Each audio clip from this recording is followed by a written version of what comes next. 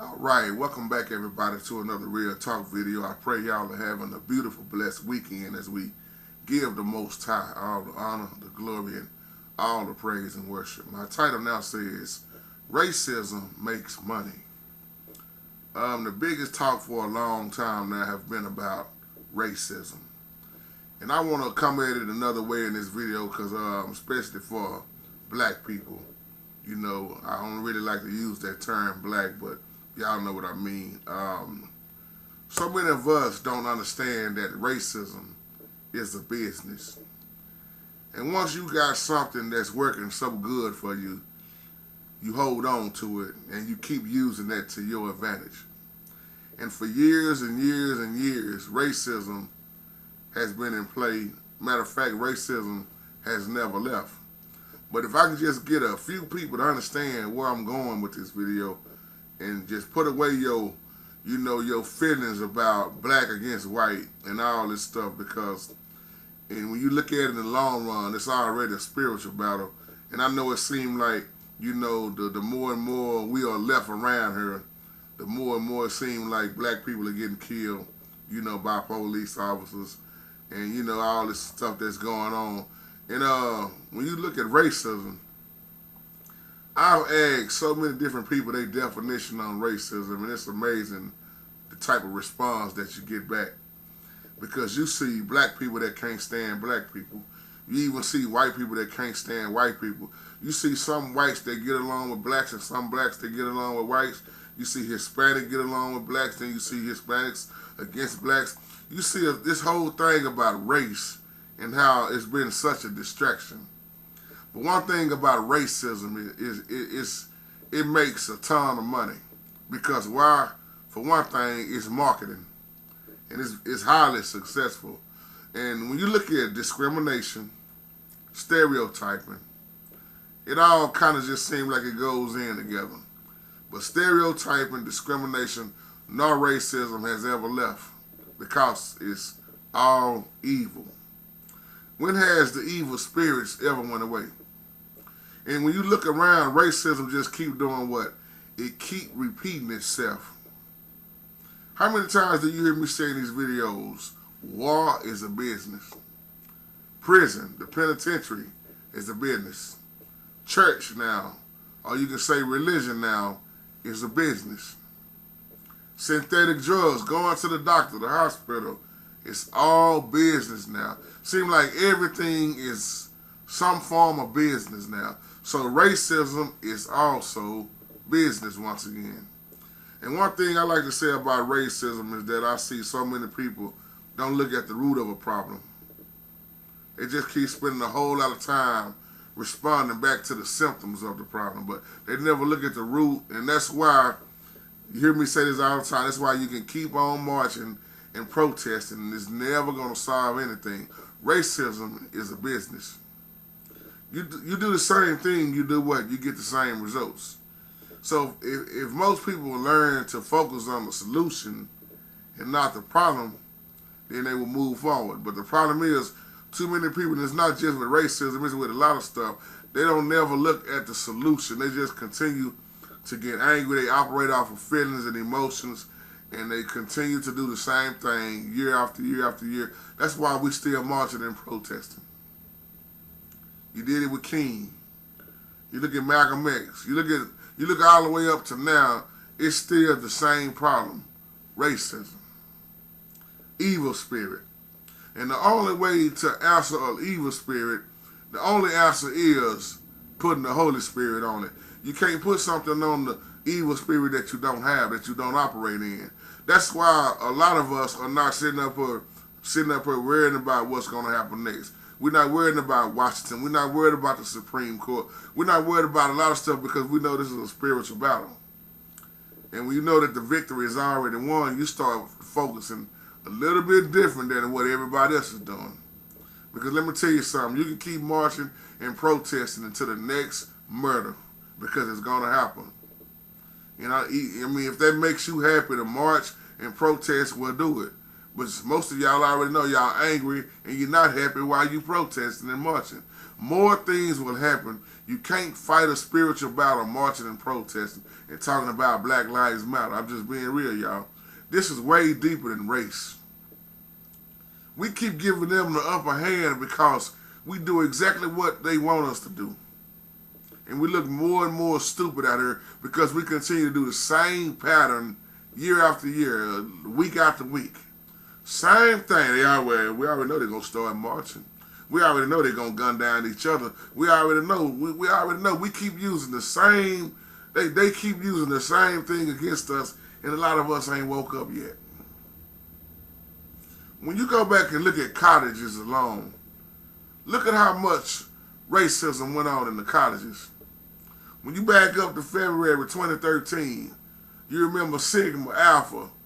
Look at the fraternities and what's going on. They were suspended by who? Washington University in St. Louis. All those racial slurs toward the African American students. The University of Connecticut suspended who? You see what I'm saying? All that confrontation. Sororities, it's all AKAs. Look at all that stuff that went on. What was said. You cannot stop people from saying what they want to say. But once again, racism is a business. People are going to say what they want and think what they want the rest of your life. The United States, when you look at racism, the United States been looking at racism, we can say they've been treating the evidence of racism and not the causes. We can back that up all the way to the Civil War. And then you look at the civil rights. Look at the NAACP. Look at who really owned what and who was doing what. And we sitting up here still singing, we shall overcome. Overcome what? With who? And when you look at it, it's just a continued pattern. Seem like the old racists, the racist people, they, once they die, and then the new set come in. Because some people teach their children how to be racist at an early age. They start showing them how to hate. Some of y'all grew up with that. See, they might be still burning crosses in some places, but they're not hardly using the crosses no more. Take a good look at the government. And then, just like I say, you got a new form of slavery, you ain't got to hang people no more. Because they in mental slavery. You mess up a person's mind, you already got their actions. The penitentiary now is the new slavery. When you look at the Texas Department of Housing and Community Affairs, look at what they do. Look at a lot of these neighborhoods that's just low down and not cleaned up. They real messed up. And look at what they keep doing. They tax the poor in so many ways. The Texas Department of Housing and Community Affairs, they only approve tax credits for the houses that look like in the majority of the black neighborhoods, black people. And they deny the credits in neighborhoods that are majority white. See how they keep using race? Race is a weapon, my brothers and sisters. That's why it's a distraction and it keep you divided up. What do you see on the media right now? And remember who the media is owned by. That's why they keep promoting fear and doing what they want to do and say only what they want to say in the media while we keep on looking at this stuff all day long and getting angry. It causes division, distraction. We already been divided up for years. And one thing that's amazing to me is how they keep sitting up talking about we are the most people. We should be feared. We the real gangsters. We the ones that's so rough, so tough. But when you look at history, who's really been the most dangerous people? You see what I'm saying? It's just amazing to me how they continue to say we were the worst. We are the most ruthless. We are the most gangsterish. We have done the most. But when you look at history, Who done what? Who done lynched who on the tree? Who murdered all those Indians and stole everything and raped and kidnapped them, beheaded them, and then turned around and said, thank you, God, for the land, and then that's what you want to turn around and celebrate as Thanksgiving? I'm just doing a little education here, a little teaching here.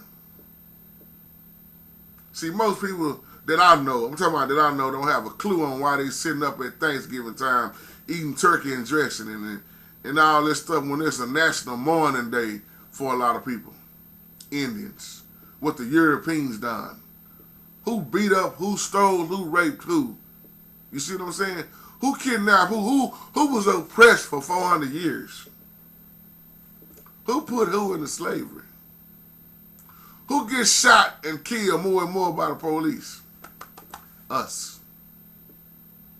And to make statements saying that we are the most ruthless, I ain't saying we are perfect, because we know we ain't. But there's some folks out here that have done some stuff that we wouldn't even think about doing. Because it's all about business. Who hold the title for being wrongly accused and locked up in prison all the time? Us. Look how many black folks done got out there and have to be paid back because they done lost all their time in prison being locked up behind something they didn't do. It's not just blacks, but I'm staying on the subject here. Since this is the subject about racism, I'm going to talk about us. Even when you go back to Martin Luther King's time, who got sprayed on with the water hoses? And then they would let dogs attack you. So to say that we have been the most ruthless, we ain't done half of the stuff that they have done and done to us. So who's the real murderers in this world? And one thing, let me get back to this about business. Because one thing about racism is funded by the government of the world. They use racism as a form of power and control of resources. That's why you keep seeing division and distraction. Division and distraction. What's the biggest talk now? Police officers gunning down black people. Protesting and marching. Black Lives Matter. That's the center of attention right now. And the more and more you see these marches and protests, the more violent things will be. Racism keeps us once again so divided. That's confusion. Who is the author of confusion? The devil. Who is the author of peace? The Most High. Racism. See, this is what I hate that goes on.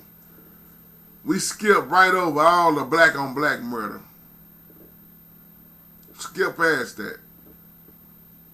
And then look at what the media keeps showing. Racism is, in so many ways, is a system. It's a system put in place. Things have to be put in place to control the system. So what else do you need? People. Wicked people at that. When you look at the world, what is the world? A system. So when you have a system, you got to use all the things that you need to keep that system going. That's why they use racism. Now let me take this a step further, because some of y'all already know where I'm going with this video. When you look at racism, then this is what I want to show a lot of us black people. Well, I'm gonna use the term again, so-called black people. I hate using something that they give you and you accept it. It's not what you are. Look at racism and look at a form of making money with it, like banking. See, I want the next person that's getting ready to march and holler out Black Lives Matter before you call out Shelton and Jesse Jackson and start getting mad and screaming and cussing and fussing. I want you to hear what I'm about to say right here, because you may have never looked at it like this. When you look at racism, you look at banking. Ain't too many industries that have benefited more from racism than banking. Why you say that, JT? Glad you asked. Interest rates is what you look at. See, this is bigger than what you think it is. Think about it, black people. When you approach a banker, you want to get some finances, whether it's your house, your cars, whatever, etc., etc.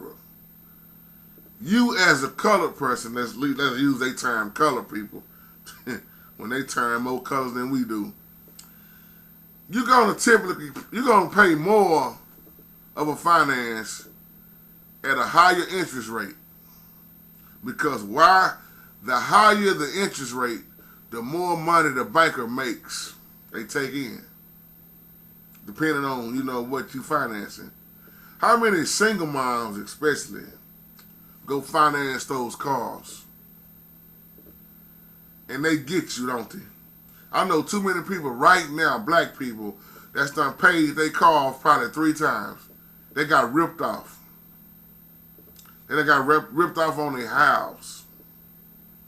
Because depending on what you are financing, look at how long you finance it. See what I'm saying? You've been paid 3 or 4 times the original cost. We don't even see stuff like this. Well, what they got to do with racism? A whole lot. Because this is a practice that we known as redlining, especially on these cars. That's why I pay cash for mine. I don't care nothing for car notes and all this stuff. Everything is about business. I'm just going to put it to you like this. If racism wasn't around right now, a lot of people would be broke. But JT, I still don't understand what you're talking about with these bankers and racism with bankers. And let me break it down before I close like this. Because in the long run, everybody's getting used. It don't matter what color you are. You don't think they using white people with this also? Yes, they are. Let me tell you why they're using the white people. They making money from the white people on the front end with the high prices. And with the black folks on the lower end, they getting you with the high interest rates. Think about that. Because most white people make way more money than most black people. We know that. Because we are considered on the low end. So the bankers see a way to make money on both ends. We can get the white people with the high prices, and we can hit the black people with the high interest rates. Because most communities, I'm going to say neighborhoods, because communities operate different than neighborhoods. That's what we call it in the hood. It's just a hood. But when you have a community, it's more money, more people involved, more people sticking together. When they target these hoods, now, look at what most black people are doing. The elder people are dying on or being put in nursing homes. They leave their house to their children, and their children can't even pay the taxes on it. Most of the children are getting strung out or letting the house just go to waste. And who takes over the houses? It's all about business. So they use racism tied in with banking and all this stuff to make money. Where do you think the NAACP got their money from back in the day? I talked about this not too long ago. Why do you think there's so much money being tied in all of this stuff? Somebody is getting rich and somebody is getting robbed. So y'all, I just want to give you that little other way to look at it. That's my time. Have a wonderful, blessed day.